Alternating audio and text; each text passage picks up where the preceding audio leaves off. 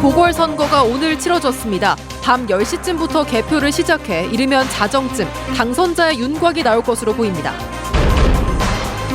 남해안 어패류의 미국 수출 여부를 결정짓는 미국 식품의약국의 지정해역 점검이 시작됐습니다.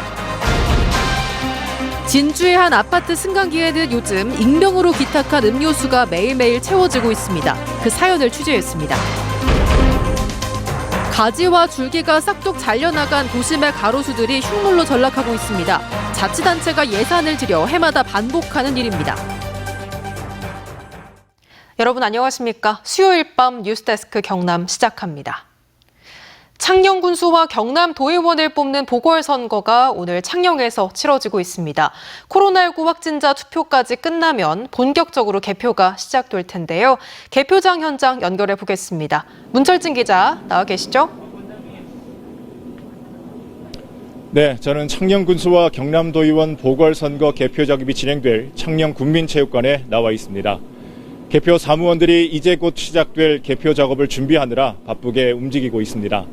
잠시 뒤인 밤 9시 30분에 코로나19 확진자 투표가 끝나면 밤 10시를 전후해서 본격적으로 개표 작업이 시작될 예정입니다. 창녕군의 총 유권자 수는 5만 2천여 명입니다. 조금 전인 8시에 본 투표가 마감됐고 이제 곧 코로나19 확진자 투표가 시작됩니다. 8시까지 3만 107명이 투표에 참여해서 투표율은 57.4%를 기록했습니다. 지난해 6일 지방선거 때 투표율인 64.1%보다 6.7%포인트 낮은 수치입니다.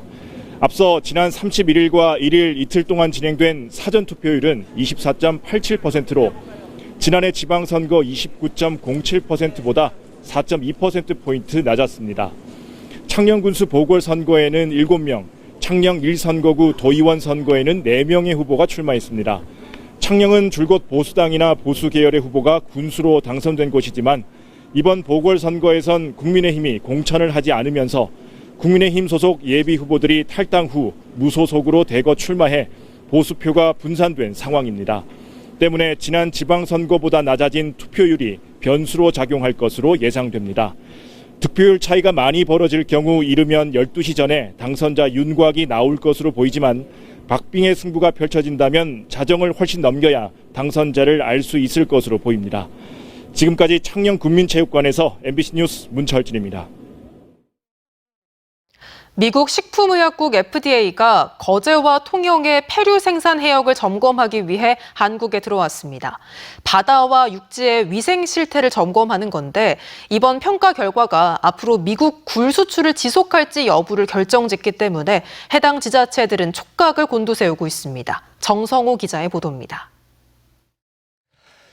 미국 식품의약국 FDA는 지난 2015년 갱신된 위생관리 양해각서에 따라 2년 주기로 폐류 생산 해역을 점검하고 있습니다. 이번 점검은 코로나19 확산 방지로 중단됐다 6년 만에 시행되는데 육상과 해상의 오염원 차단 실태를 집중적으로 살펴봅니다. 경남 남해안의 5개 지정 해역 가운데 한산에서 거제만까지 1호와 자란에서 사량까지 2호 해역 11,542헥타르가 점검 대상입니다. 바다와 선박, 항포구와 양식장의 화장실, 가정집 정화조, 하수 처리장 등 폐류 위생에 직접적인 영향을 미칠 수 있는 오염원 전체를 무작위로 확인합니다. 해당 지자체인 거제와 통영시는 지난 2017년 점검 때 나왔던 권고 사항의 이행 여부와 대상 시설의 관리 실태를 수시로 확인하며 미 FDA 위생 점검에 대비해 왔습니다. 고정식 우리 화장실 사용 실태 그리고 하수 처리 시설을 중점적으로 지금 점검하고 있습니다. 위생 점검을 더욱 철저히 받을 수 있도록 남은 기간 잘 준비하도록 하겠습니다. 경남 지정 해역에서 생산된 굴의 미국 수출량은 지난해 3,155톤으로 2,700만 달러어치입니다. 전체 굴 수출의 30%를 차지하는 양으로 미국 수출길이 막히면 어민들은 생계를 위협받게 됩니다. 실제로 지난 2002년과 2012년 양식장과 화장실 관리 문제로 수출이 중단되기도 했습니다. 전 세계적으로 인정을 받아야만이 미국이나 일본이나 유럽이나 수출할 수 있는 근거가 마련되기 때문에 FDA 점검을 잘 마쳐서 수출길이 무사히 열렸으면 좋겠습니다. 미 FDA 점검단은 오는 17일 실태 점검을 마친 뒤 강평회를 통해 수출 지속 여부를 판단할 수 있는 평가 결과를 내놓을 예정입니다. MBC 뉴스 정성호입니다. 최근 택배를 못 받았다는 거짓말이 들키자 생수 240kg을 보복 주문한 사례가 알려지면서 시민들의 공분을 사고 있는데요. 그런가 하면 진주의 한 아파트에선 택배기사에게 힘내라며 입주민들이 따뜻한 마음을 전한 사례가 알려지면서 감동을 주고 있습니다. 서윤식 기자가 그 사연을 들어봤습니다. 진주시 가좌동 400여 세대가 모여 사는 한 아파트. 이 아파트의 승강기 12곳 모두에 택배기사님 귀한 수고에 감사드립니다. 드시고 힘내세요라는 글귀와 함께 음료수 박스가 가지런히 놓여 있습니다.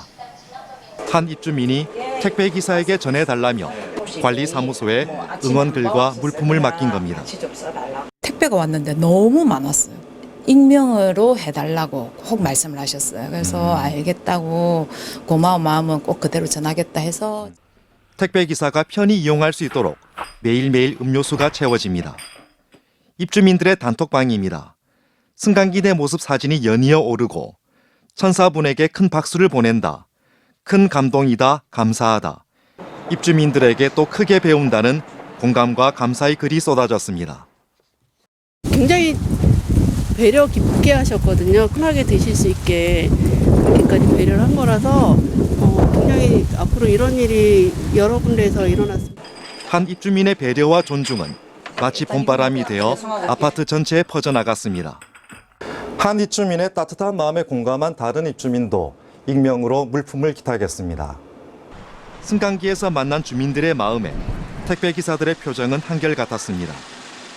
너무 감사하죠. 그 부분에 대해서는 딱 보자마자 와, 이런 데도 진주에서는 처음 보는 것 같아요. 기사분들 이해해 주시면 너무 고맙다고 생각합니다. 잊을만 할 때면 이른바 택배기사에 대한 갑질이 뉴스에 등장하는 요즘 진주의 한 아파트 입주민과 택배기사의 마음 나눔이 감동이 되고 있습니다. MBC 뉴스 서윤식입니다.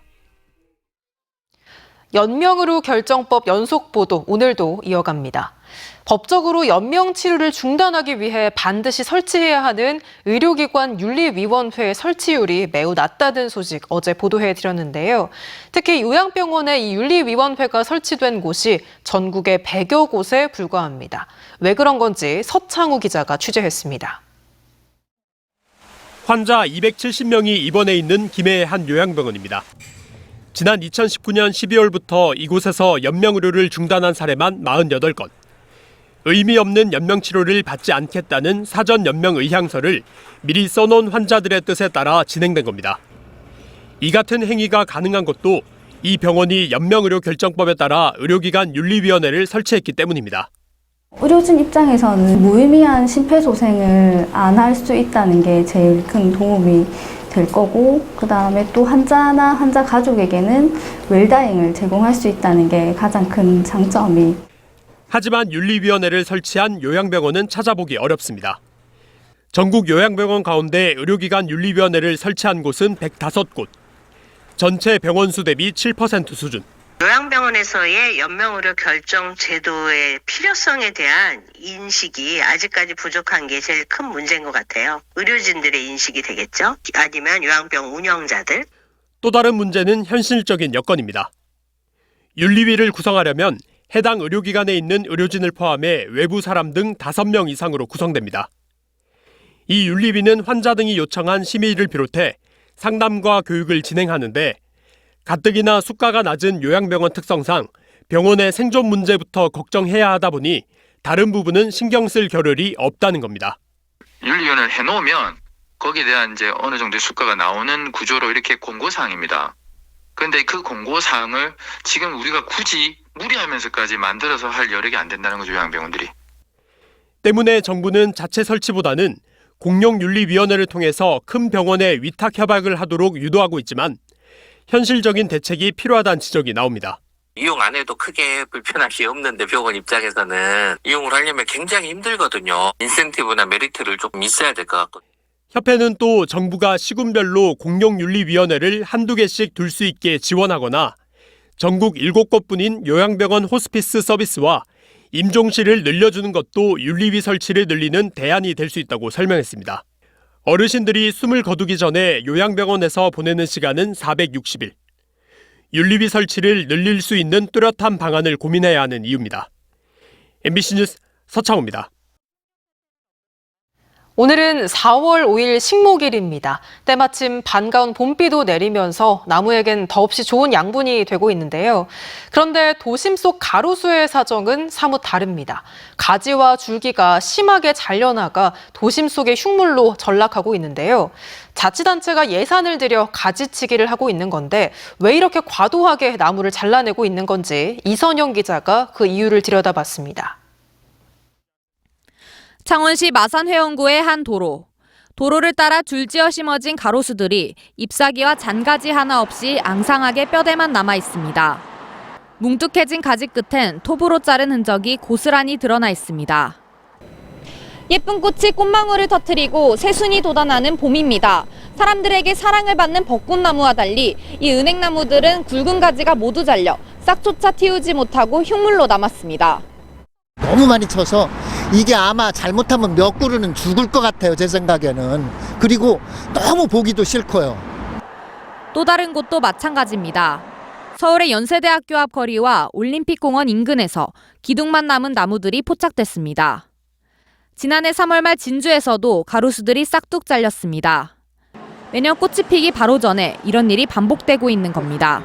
그늘을 만들어주고 공기를 정화하는 기능이 가장 큰 역할이라 할 수 있습니다. 그런데 이렇게 과도하게 가지치기를 해버리면 가지도 작고 나무 잎도 적으니까 그만큼 그늘이나 공기 정화 기능이 떨어진다고.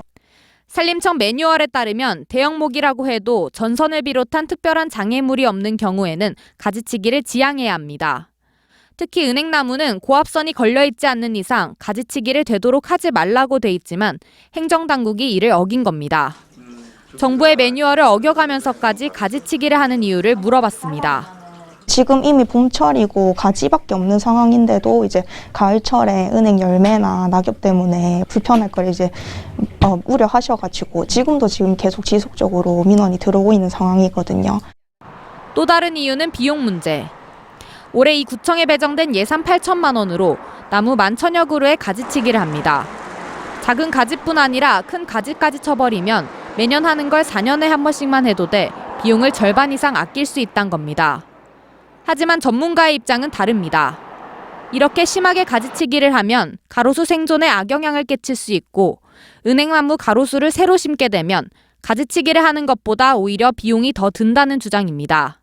가로수처럼 환경이 좋지 않은 곳에서 그런 상황이 계속적으로 반복될 경우에는 결국에는 죽거나 아니면은 뿌리도 약해져서 위험하기 때문에 잘라내고 또 새로운 나무를 심어내고 그렇다 보니까 계속적인 세금이. 이런 논란이 해마다 반복되자 환경부는 최근 나뭇잎이 달린 가지의 25% 이상을 자르지 말라고 관련 기관에 권고했습니다. MBC 뉴스 이선영입니다. 경남 6개 시군에 내려졌던 호우주의보는 저녁부터 모두 해제된 가운데 오늘 하루 산청군 시천면 120mm, 지리산과 남해군에는 100mm 안팎의 많은 비가 내렸습니다.